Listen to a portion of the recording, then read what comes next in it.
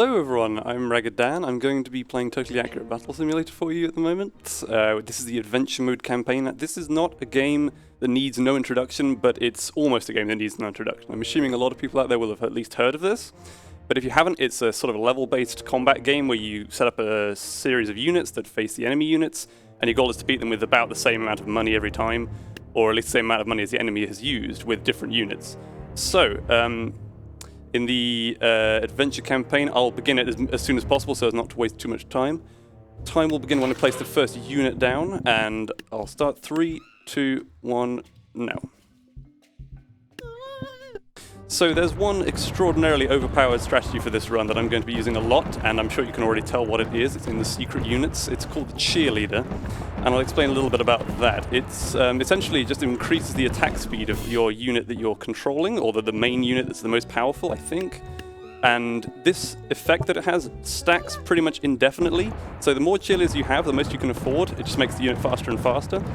And the main unit you use that with is the bomb cannon, which I've used twice already. I'm going to use it for the 3rd level as well.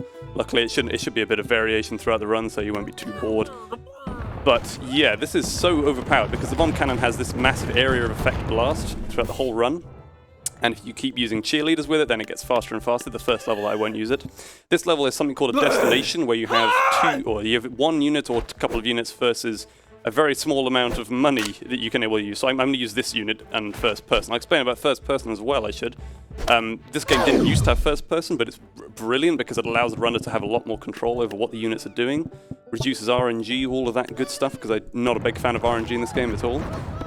And then back to the bomb cannon, unfortunately. But yeah, first person is amazing. So more of those Final Destination levels, I'll pretty much always use that. This is a bit of an odd level. We have to use something from the New Good campaign called the Devout Gauntlets. And essentially this unit just runs away from us, the one on the edge of the cliff. So it's not too difficult. You just have to use a unit that gets over there quickly. And as I said, okay, that's odd. Sometimes there are a couple of graphical glitches or in the screen or whatever, but that shouldn't be too severe. I never get bad ones. Okay, no hiding. This happens all the time, but they should predominantly fall into the water. Yeah, let me discuss some of the other units. So in addition to the bomb cannon, we use the ballista, which you'll see later on with the cheerleaders units. So the aim of this whole run is just to be all levels in the adventure mode campaign. It's a bit like 100%, but not really, because there are a bunch of campaigns. But at the time, this used to be the biggest and most interesting campaign, with pretty much covering all of the different levels that you can see. Okay, that's extremely weird. Sometimes the unit will just fall off in the Final Destination levels where you fight one of the guys. So yeah, back to the bomb cannon. Though this time they approach from lots of different directions. And by the way, the unit I'm fighting here is called the Halfling, which is a not so inobvious reference to Lord of the Rings and The Hobbit. It's also, there's also a Gandalf unit, which hopefully I'll be using later, which I should say, yeah, the incentive is for the last 2 levels in this. Okay, I reset by accident, I'm so sorry. You have to see me fight all the halflings again. But the incentive for this category, or this showcase, is for the last 2 levels, which I will be using various different units on that are not optimal. No prizes for working out what the best unit is for those levels. But the unit I'm using is going to be either a set of gun-based units. Oh, wait, sorry. So this level, either a set of gun-based units or a magic-based units like witches and wizards. So this level, I'm just going to throw a bunch of these barrel rolls at the enemy. They blow up by themselves, and then that's unoptimal. Did I lose? Yes, because all my units died at the same time as theirs. So that isn't always meant to happen. You just have to get, there we go. So we've got the last one at the back is meant to survive, and therefore, if you lose all your units, and they do, generally the player loses, which is very annoying for some levels. And in fact, the only problem really with using this bomb cannon strategy, I should say, or a similar strategy with the cheerleaders, is that it's got quite a big choke point. If your only piece of artillery dies, then the cheerleaders can't attack the enemy, so you will always lose if you lose your one thing you're controlling. But it doesn't usually happen. There are only a couple of levels later on. Now this is where you start having time losses that come in, because the Final Destination levels, generally the best unit to fight the enemy with is the same unit, so you just have to outplay them somehow. And that's not always so easy when the AI is as unbelievable and useless as they are here. This game, by the way, if you haven't worked it out already, is not a very accurate battle simulator. You sort of simulate whatever you like, and then it's not very accurate at all, if that's not obvious. There's a huge number of units clamped in the corner on this level. They're on both sides. I'm just going to use an absolute kamikaze. They're all gone in a couple of seconds. If you thought that was a fast wave, though, you'll be loving this one. There's one unit Final Destination. If you have any kind of ranged attack, they just go down, and it's brilliant. Nothing they can do about it. So now, back to the bomb cannon. It couldn't remain interesting for long. There's a king unit at the end of here. The king used to be praised for being this unbelievable unit in this game, and it was loved by all the community as being quite overpowered, especially if you used this unit with it. This unit heals an attack unit, but unfortunately, if you just melt all of them with a dragon, there's nothing they can do about it, and they've lost. And the dragon used to be used a lot more before. I'd like to shout out Armored Cookie from the community for discovering that the bomb cannon and the cheerleaders were as powerful as they were. Because my god, absolutely nothing that can stand in their way unless you can't afford a good amount of cheerleaders and the bomb cannon.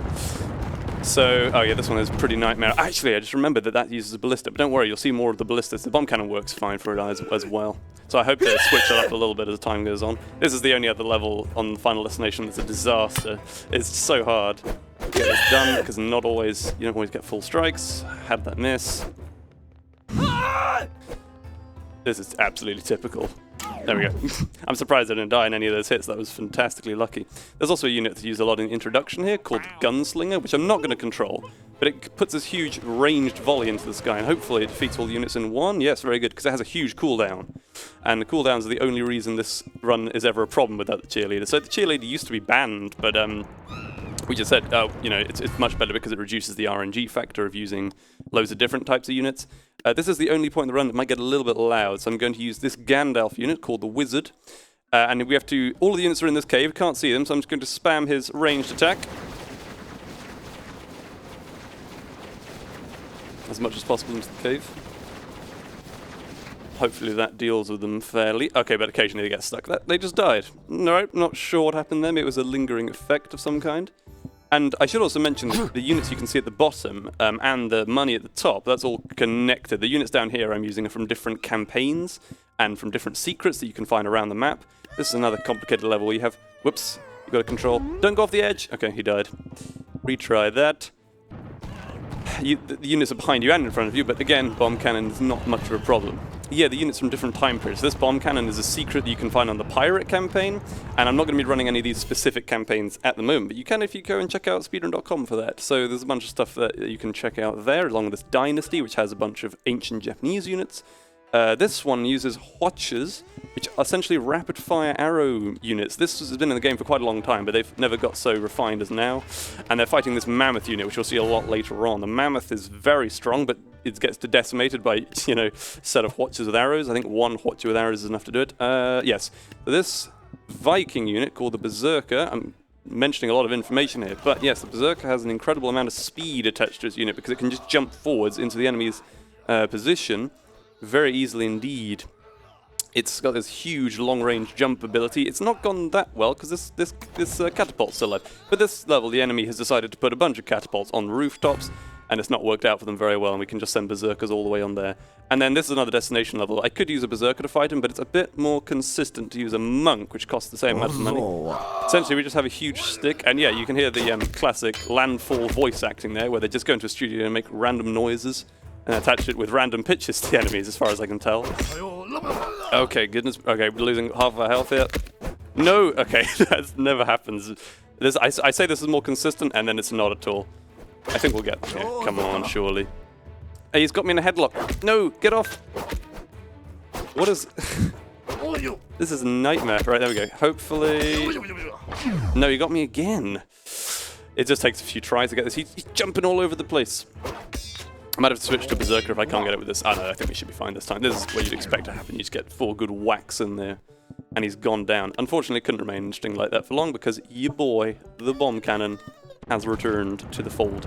Also, there's a bit of a weird, I don't know if it's a graphic glitch, it's just a gameplay issue in this, where the first attack that you use when you go into the level just doesn't work very well. I guess if there's anything to say, this is a pretty good time because it's just a couple of bomb cannon levels. Alright, no worries. I can just explain that this level is full of knights and we'll be fighting them in a final destination in a minute.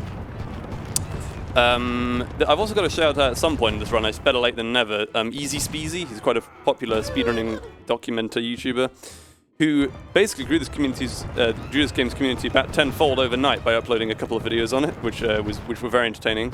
So check those out if you haven't already and if you're a fan of his. There's one in the corner. Yeah, there's also something I've got turned on in the settings here, the health bars, enemy health bars, which are fantastic because what they allow us to do is tell where all the enemies are because they're bigger than the unit, they hover above their heads. And this was never a thing in the legacy versions or the alpha versions of this game. So yeah, we've got them there, that's pretty good. There's a lot of clicking involved, really. Oh yeah, this one's fantastic. We can use this one musketeer to defeat this tribal unit. There we go. Their attack usually is quite a long-ranged, like, sort of ground something. If you've ever played the original, you'll remember the Dark Peasant unit. We never use that in this, but it's quite a similar attack to that. He just throws beams of energy that destroy the units through the ground. So that's taking care of these units. The dragons again, which were very much more popular. This is one of the few waves that actually scares me because it's fairly inconsistent with the bomb cannon. You can get hit by these ice archers that slow down your unit a lot, but if you get them all, then it's all fine. You also might notice I'm not aiming precisely at the unit all of the time and still getting them a lot, which is a bit odd, but it's essentially in this game there's a semi-targeting issue that the game allows you to basically just home in on all of the enemies very easily. This is the first enemy that's a bit ridiculous. It's Tempest Lich, and under the effect of all these cheerleaders cheering me on, I can summon loads and loads and loads of these lightning clouds pretty much wherever I want, and it just eviscerates almost every unit in the game pretty quickly, so that's not overpowered at all. This is a bit of a complicated setup. I have to put a fencer, fencer on the bridge, and a musketeer that deals all the damage, but the fencer missed, so I'm going to try that again because it's probably quicker to retry. There we go. And there's another one of those tribal units, which is called the Bone... I don't remember, it's something I could find out because I've got a little bit of time to do. The Chieftain. This one uses mammoths. Oh yeah, okay, fine. Ballista finally going to be used because this one is a lot more directional than the bomb cannon, but it's still ridiculously fast. I'm just going to spam click it. They're all in the trees, and they should be falling down any second. By the way, if you're wondering why I'm not using the first-person mode, or the first-person mode for these units, it's because, I'll show you in a minute, it's unusable with most artillery. This is a good level as well because it introduces the pike unit, which has this one-use, very long-ranged attack that essentially just thrusts into an enemy, and then they lose a lot of health, but then the pike is pretty useless after that. But it's great if you want to attack a mammoth briefly, and then combined with the Tempest Lich. It's fantastic. And then we'll go back to this. Yeah, I'll explain why the first-person mode is completely useless. It's because it does this. I can't see them. I couldn't see them, but I still got them because they're all on a straight line. But you can barely see anything. They're useless. There are a couple of things we could do for this level. This is the final destination for the Knight, which is a fairly strong unit. I can use 6 of these squires, which might work, because you got 6 of them against 1. You'd think so, wouldn't you? The Knight does have a very big shield, though, making all ranged attacks against it pretty useless, except obviously the bomb cannon, because it's so powerful. Can we get any more damage here? Yeah, this is going pretty well, I say. And there's not much point in using first person here, because you can't affect this too much if there are loads of small units going in. There we go. That was very narrow, but I think we managed to do it. You can also use a Knight there in first person, but it's not really as interesting. You can just get nothing interesting going on. It's just a big fight. This level has had potion sellers or alchemist people, and they throw these projectiles at you that are very hard to deal with, but if you get them quickly enough, it's fine, and that's what we like to see, speed. This level, there's just a line of the Berserker units that, where they have a super long-range jump ability that they jump at you, but if you use the Tempest Lich, again, you can just throw thunderclouds at them, and nothing works. Getting into the later stage of the run here, you've got the Minotaur unit, which is from the, can I find out, the Ancient? Yeah, Minotaur. It's like a battle Minotaur. And then we use, oh god, what is it? Ballistas to fire at the Minotaur unit, and usually this unit also lunges at you and attacks you, but the Ballista kills it in 1 because usually it's very slow, but in this case it's not. And then more of an explanation on why the Pike is so overpowered. This is a very high-level Viking enemy, but if you choose all of their one-hit attacks in 1, it defeats them in a second. It's kind of ridiculous. This is one of the only other levels I'm a bit scared of in the ancient Parthenon kind of place, where you fire bombs at them in the air, these Valkyrie units, which also lunge at the player, but if you get them quickly enough and go for them first, there's not much of a problem. I think this is one of the most atrocious uses of the Tempest Lich ever coming up.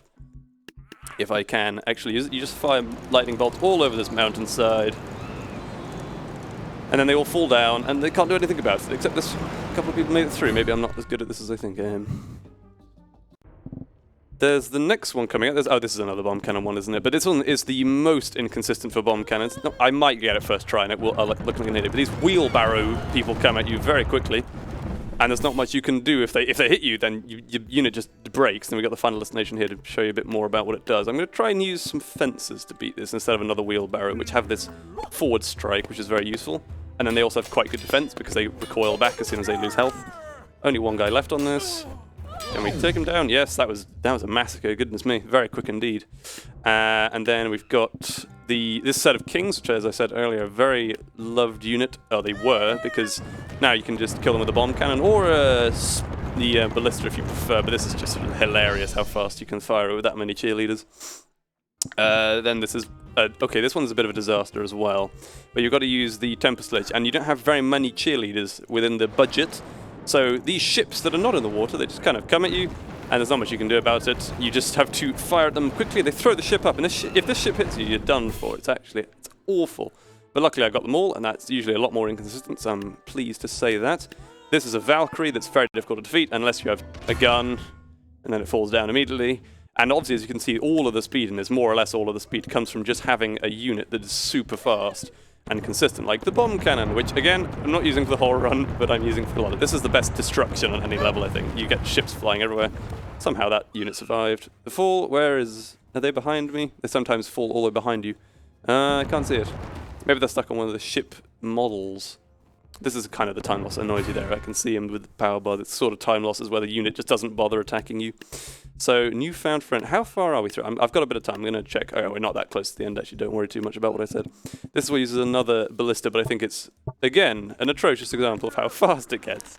Because you can just start spam clicking. 3Cubedist27 donated $15. Not gonna lie, this is my first time watching tabs, but it looks so cool. Hope you have a good run.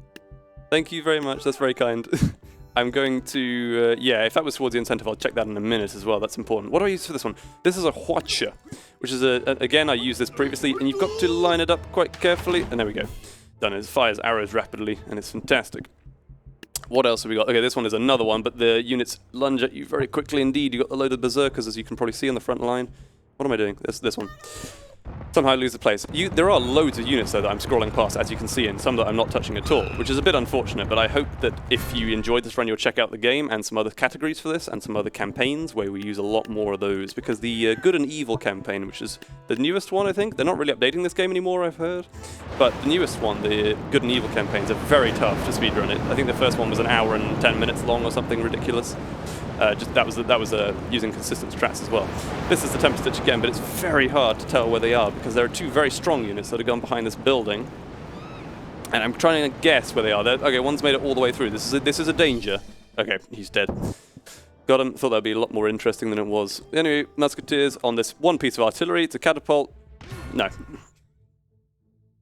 No, it's not happening. This is not happening. They're not allowed. They're not allowed to fire at me. And then this one, you think this is a very complicated combination. There's even a Zeus unit here that can fire lightning bolts at you, but there's just not much contest for a ballista.